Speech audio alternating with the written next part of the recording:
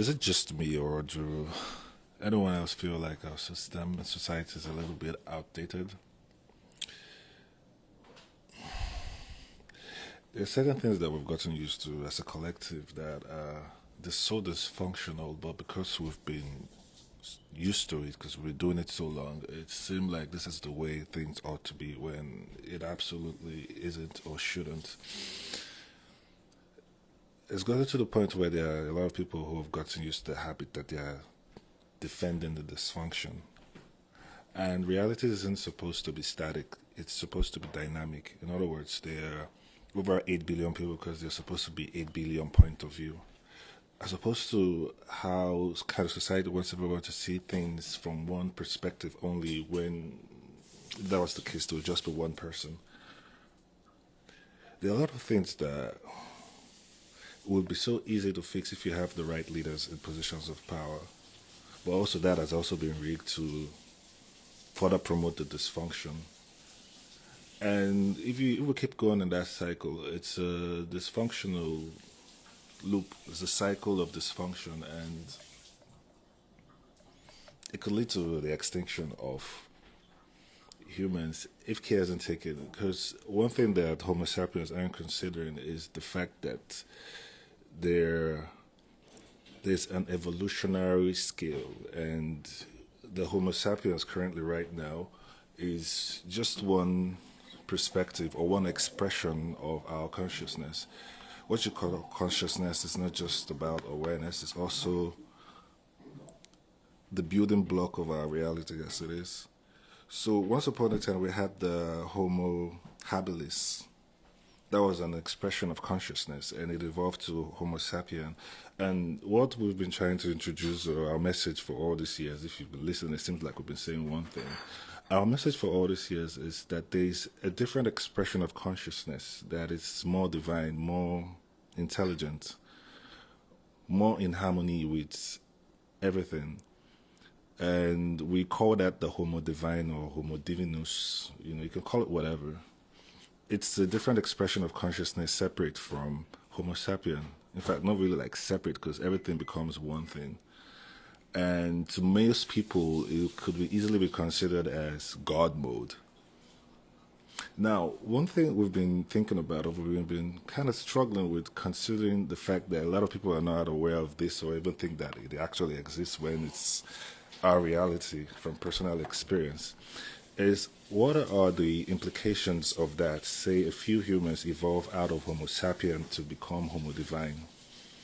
How does that impact society?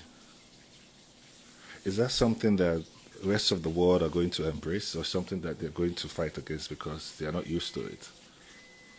It's like, it's tricky. Because there are certain things that we can share that can get other people to start exploring this new variation of human consciousness. But because there's a system designed in fear and stagnation just to keep people in that dogma of that cycle of dysfunction, they will attack anything that is evolutionary, anything that transcends what everyone is used to. So we're being careful about how we share certain information, but if you can live with anything, if you're not going to stay to the end of this video, what we're sharing is that this is a fact from personal experience also, that there is a higher state of mind, a higher state of consciousness expression that is not Homo sapien, that is not what you're used to. In other words, humans, it's what you consider humans and Homo sapien are outdated. Just how you look at Homo habilis and call them primates, the Homo divine, if they are not in if they are in their ego, we consider Homo sapiens as primates. And certain things in society kind of proves the fact. We'll give you a simple explanation and get back to it. So we can share a simple solution. Our country, Nigeria, currently we have these cattle grazers. They move heads of cattle around to eat grass, and they go to different people's location, eat the grass there, and sometimes they get some dysfunctional shenanigans occurring there where some of them start unaliving people, start arrow-warding women, and it's so dysfunctional to the point that systems, kind of people are getting used to it, and the government there doesn't really do anything about it. But if you look at issue behind this is that the cattle herders, they are moving cows around to feed the cows, and they consider the life of the cows almost more valuable than humans. But why are they moving the cows around to eat the grass? Why not just take the grass to the cow? And that solves all the problem. But they've been used to these cattle grazing shenanigans, taking cows and going jogging with the cows for many years, that they feel that this is the only way to feed the cow. And it's created some sort of discord and dysfunction, and now humans are even losing their life because that system is still in need of transformation. And the simple thing that we're employing is, why not just get all the cows into a large piece of land, create some parameters around, and the shepherds can walk the cows and their goats and their cattle around that ranch and import the grasses to that location. And if they get them to sign into a body of cattle grazers or whatever, and then you transport the grass there to feed the cow, and the waste from the cow, you can sell that as fertilizer to fund and keep that cycle going in that parameters, or whatever you want to call it, the new farming or the cow herds, whatever. And create a system where these cattle grazers register with the government and take their cows there. The government provides grass for the cows and take the manure as payment. It's a win-win. If they have to pay some kind of membership fee or union fee, whatever, you can create many systems in there. But that actually solves two things at once. You avoid dysfunctional element from weaponizing the cattle rearing farm shenanigans, and also provide food for the cows. We shouldn't even have to be debating about something as minuscule as this if you had intelligent people in position of power. It's common sense. But here we are in 2025. You have people trying to go into riots or fight wars because of they want to take their cows around, and because the cows be, stampeding on people's farm, eating the crops and just leaving trash in the wake. It's not organized, and it's simple. Just put the cows in the farm and take the grass to the cows. Now, this is a very simple explanation, or simple evidence of where ignorance can be very dangerous. And there are many systems like this that are primitive, and everywhere we look, we see primitive systems around, and it's a little bit concerning. But a lot of people, the primates, don't have any issues with it because they've been, coexisting in this kind of system for too long. But to the Homo divine, this is something that actually needs transformation. Now, how do we start making this transformation when the people who actually benefit from this transformation will see this as an attack on their way of life? Now, that's a quagmire, isn't it? So, there's a certain degree where we want to kind of welcome other humans or Homo sapiens to evolve their consciousness to where they are on a different paradigm, perhaps as a Homo divine, or on their way to becoming one. So there are more of us who are able to see the dysfunctional system and then do something to troubleshoot it, yes? But now there are people who, it's not a work someone else can do for you. You don't just evolve your consciousness by taking a pill. You have to go through the dark night of the soul and go through all that whole traumatic experience that you've gone through, discover your inner child, bring your inner child back up, awaken your third eye or pineal gland, and go through all that whole process in order to become Homo divine. Now, a lot of people don't want to do that, and they are comfortable with just complaining or using the same tactics that they used in the past that didn't solve the problem, like protesting and complaining. It doesn't solve anything. We have a system where the way the system operates is called economy, and to economy means to economize. And it's kind of just regressive. It's reductant. You're trying to reduce something, trying to manage it. It's not giving abundance. So instead of calling it economy, why don't we just call it ecology or ecosystem or something different? But if you look at every aspect of our society, it seems like there's always this clandestine idea or operation to reduce everything, to make everything so small. You want to create penalties for dysfunctional behavior, but there's no incentive for good behavior. You want to punish, you want to perish, you want to destroy, you want to fight wars. It's just regressive. It's all going in a down spiral. And if care isn't taken, the Homo sapiens will become extinct. Because I'm pretty sure sometime many years ago, the Homo sapiens were looking at the Homo habilis like, you're too animalistic and you all gotta go. And currently, we're looking at Homo sapiens like, but it's the inevitable. The human expression has to evolve. We have to keep on pushing the envelope of our consciousness expansion beyond this dimension and keep it going because that's what we're here for. We're not here to just walk around and toil the ground and make money and just live a dysfunctional life. And then a lot of people are even still stuck in this quagmire about life after death because they don't understand it. And we're going to demystify this real quick.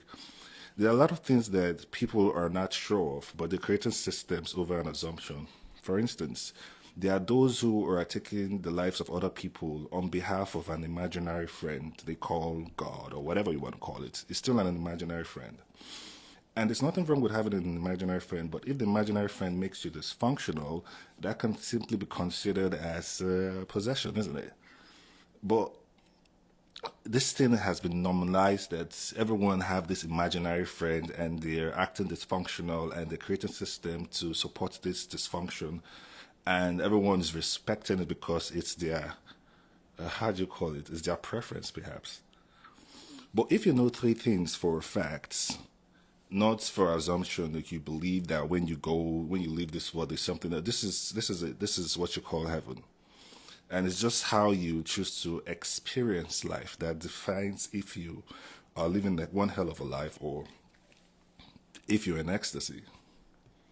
Now, if there are three modalities that are factual, that you know for a fact, how would you move in reality? And here are the three modalities. Evolution is a fact. And the evolution of human consciousness and awareness is a fact. Reincarnation is a fact. And bilocation.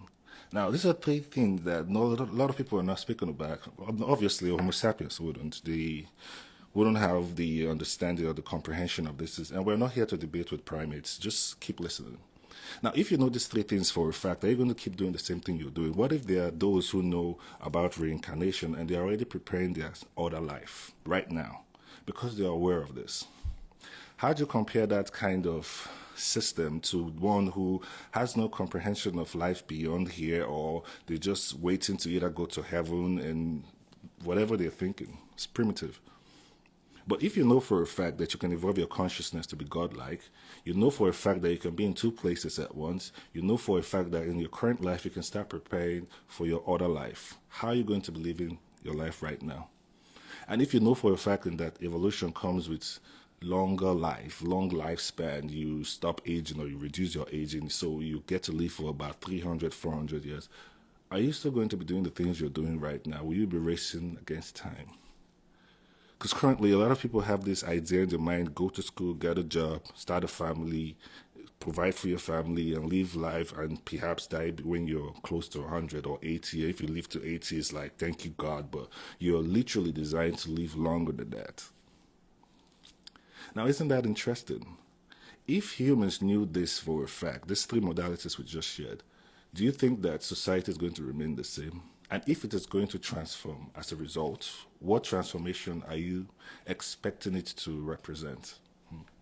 These are simple questions that you can contemplate on your time alone, because we are also going through the answers of this question and seeing how that's going to affect that new paradigm that we're in. Because it's a new paradigm.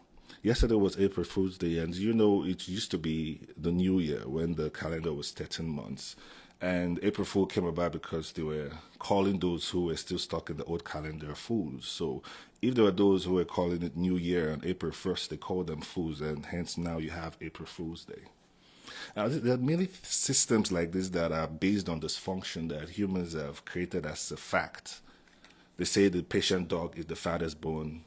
They tell you it's a whole lot of BS, a whole lot of BS. And the funny thing is that when you start evolving your consciousness, you start shedding away the old aspect of you. What we find ourselves doing often is that we try to be more human.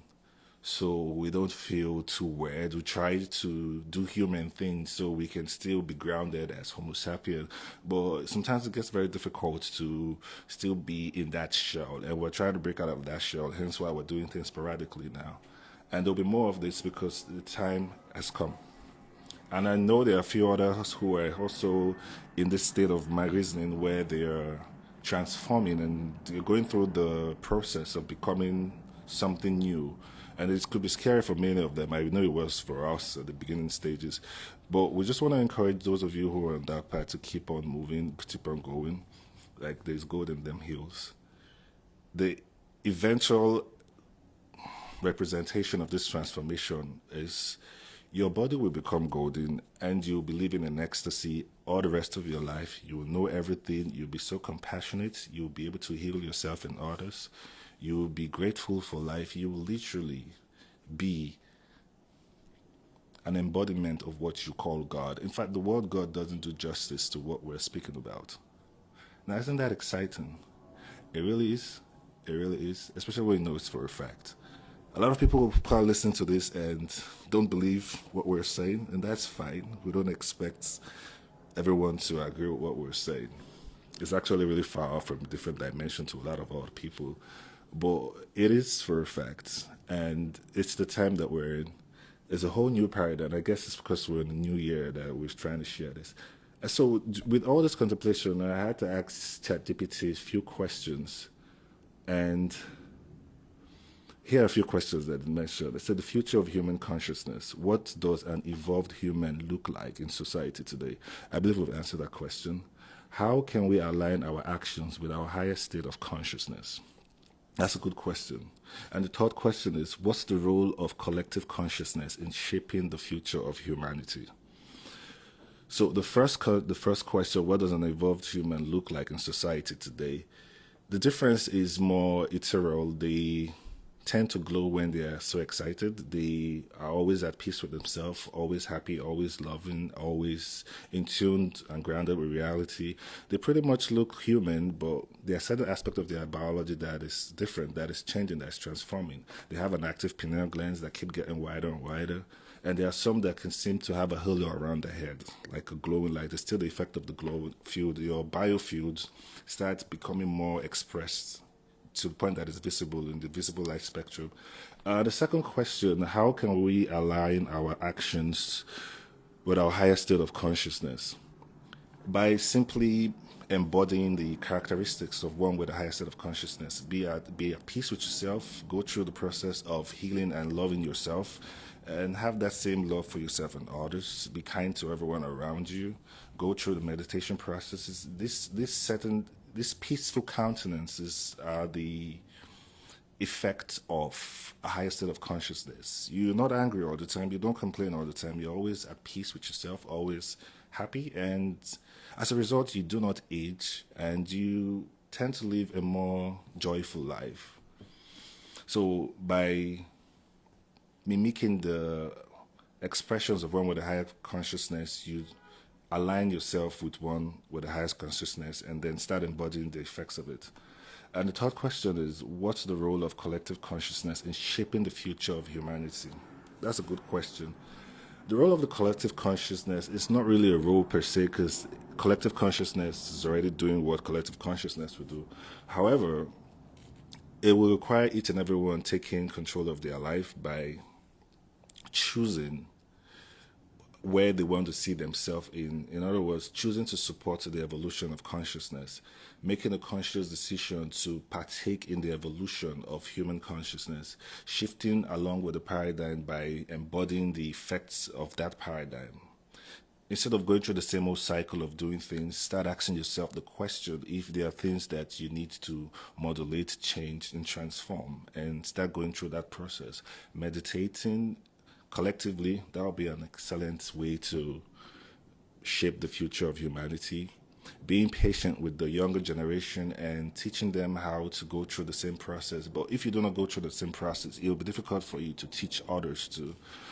So The answer to the second question is the role of the collective consciousness on a collective stage as opposed to an individual going through that process. Now, if we do it as a collective, now that's going to shape the future of humanity.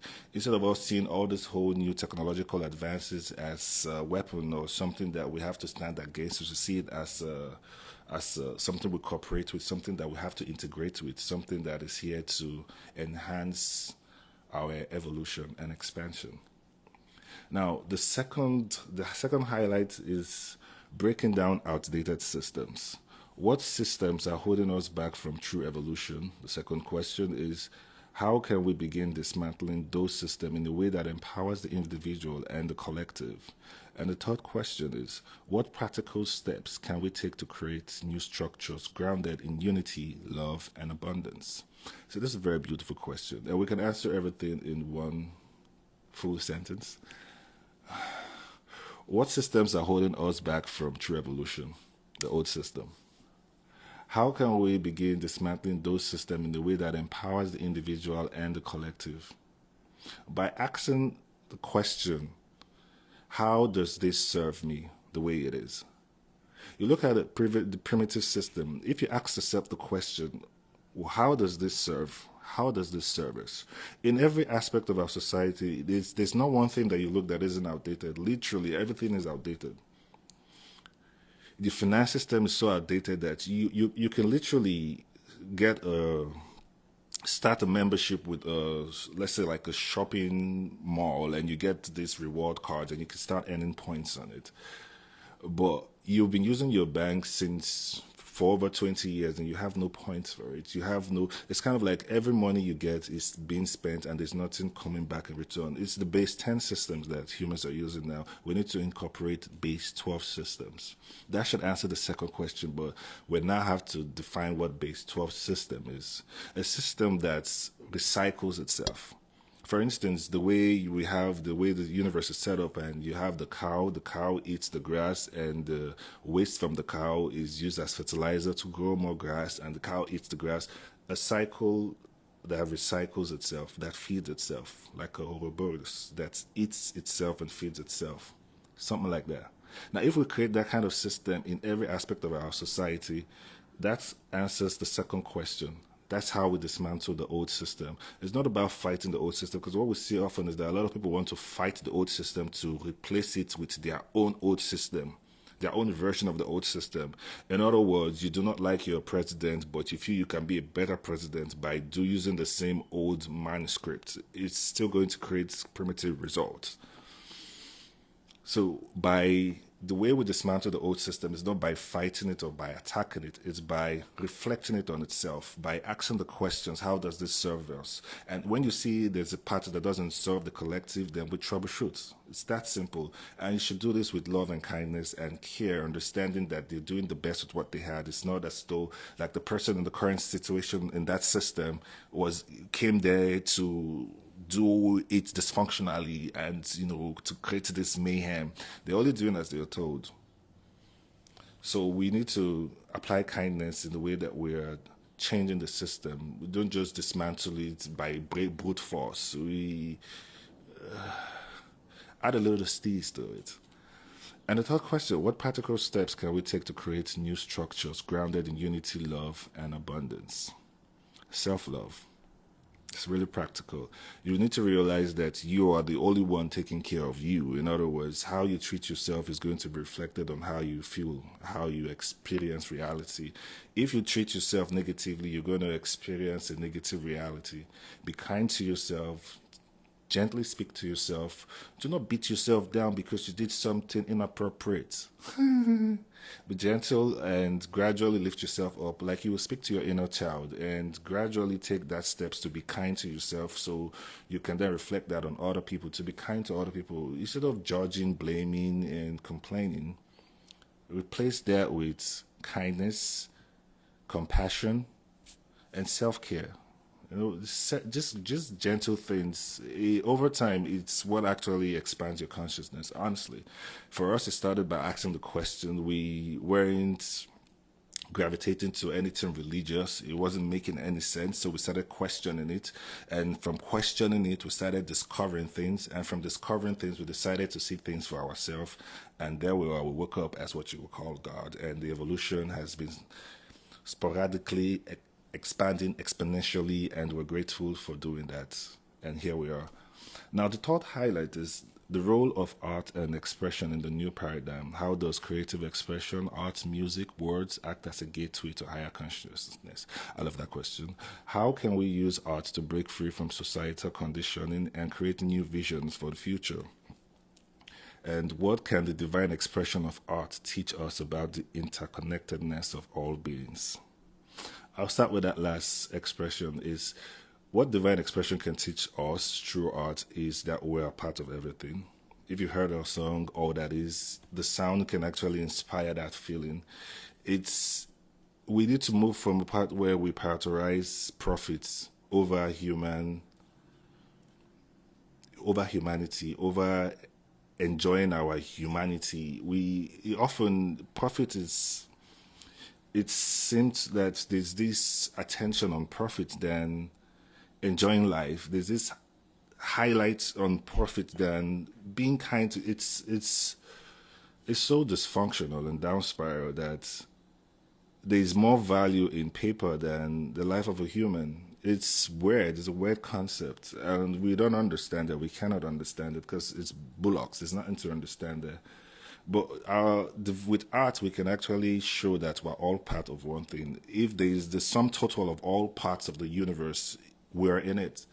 If the whole universe is a vehicle, we are part of the wheel, of the steering, of the internal combustion, of every part that makes that vehicle. Some of us are in there. So if the universe is a car, we are parts of that car. So the sum total of all parts, which is the universe or what you call God, we are the micro in the macro. And art is kind of like a glue or a fluid that shows that everything is connected into this. It kind of gives us the ability to see the whole. Using art, we can use that to explore the macro. We can use art to explore what it feels like to be divine. And that feeling can only come about through one who has experienced that feeling. Then you can share that feeling through sounds or art or music or lights or sound vibration, which is what art is. It's registering and sharing a feeling, a memory, using pictures, lights, sound, words, whatever. And these are things that each and everyone is called to do. We all have the ability to express our humanity or express how we're feeling, either through pictures, light, sounds, spoken words. It could be anyway, even just by being. Your presence could actually be a light in someone's life. And when you understand that, you have to then harness that energy, embrace yourself as being an impression of divine expression. So using art, we share the feeling of oneness. And that's way anyone who looks at the art or listens to the song get a hit of what that feels like. You get a little buzz. And yeah, this is something that a lot of us are doing now, but a lot of people are channeling that art feeling through their frustration. So they sing or speak about heartbreak, or they paint about their pain, about their trauma, which is also a good way of expressing it and alchemizing that feeling. There's absolutely nothing wrong with that. There's also the part where you express joy, you express compassion through sound and music and make it amazing and magnificent and ecstatic. Great things can also be transmuted with art. It's not always heartbreaks and pain and trauma. That's why we wanted to share something earlier on with resonance frequency.